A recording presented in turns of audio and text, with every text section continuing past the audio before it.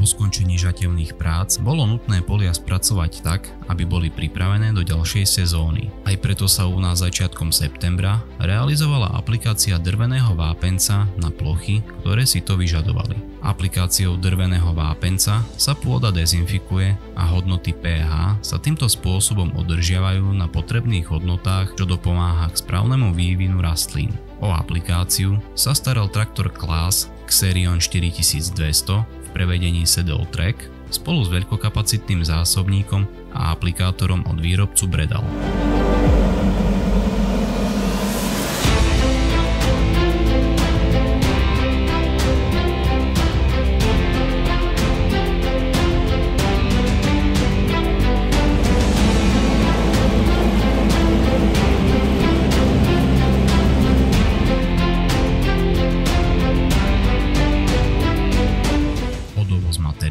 Sa starala trojica ťahačov Iveco spolu s cisternami na sypke materiály. Materiál bol vozený priamo z lomu a nakladaný za pomoci hadicového systému. Prekladanie jemného sypkého materiálu je týmto spôsobom zjednodušený, čím sa znižuje prašivosť ako pri bežnom nakladaní s nakladačom.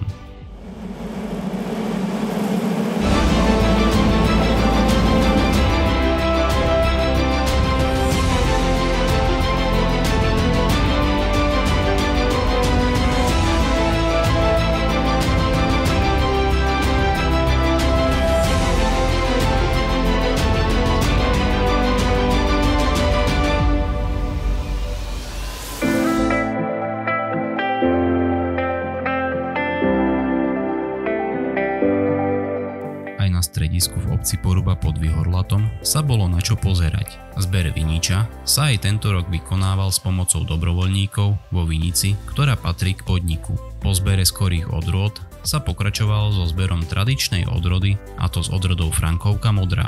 Táto odroda patrí medzi tradičné odrody v strednej Európe. Klimatické podmienky, ktoré poloha Vinice ponúka, prispieva k dlhoročnému pestovaniu tejto odrody. Aj z tohto dôvodu zaberá veľkú časť výmery práve Frankovka modrá.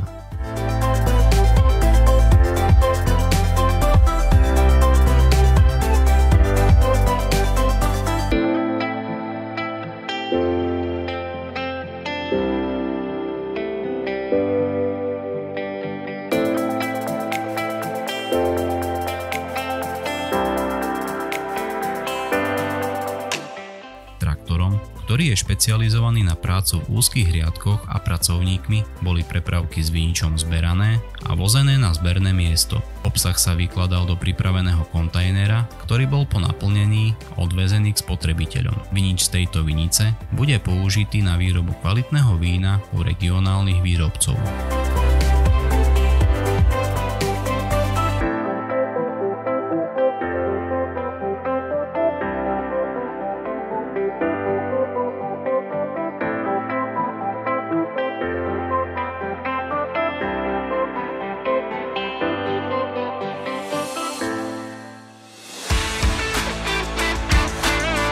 Septembra sa začalo aj so zberom skorých odrod soje fazuľovej. Po dosiahnutí požadovanej vlhkosti sa začalo so zberom v okolí obce Čečehov. Zber realizovali domáce kombajny Claas Lexion 780 a 8700 v prevedení Terra Track a služby s kombajnami Claas, New Holland a Case IH. Každý zo strojov disponoval lištou s kopírovaním terénu pre optimálny zber porastov.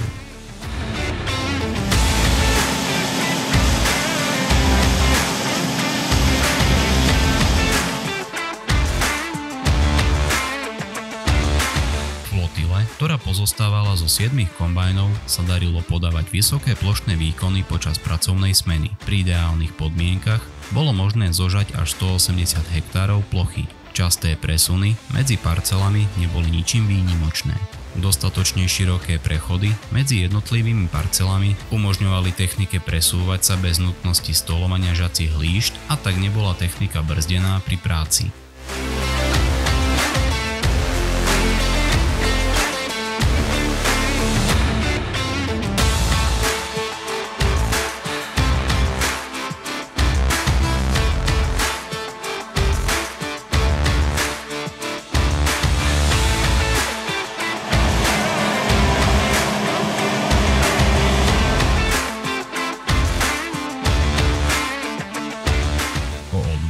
sa starali domáce traktory Fendt s označením 724 Vario a 1828 Vario spolu s tandémovými vlekmi od výrobcu Öhla TMK 202.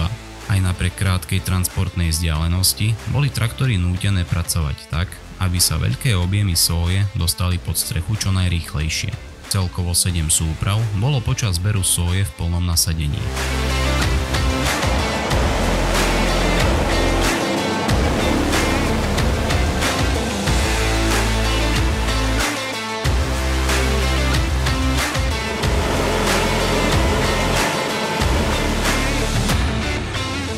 Ak sa ti toto video páčilo a máš záujem aj o ďalšie videá z prostredia podniku Agrospol Michalovce, neváhaj a podpor tento kanál svojím odberom.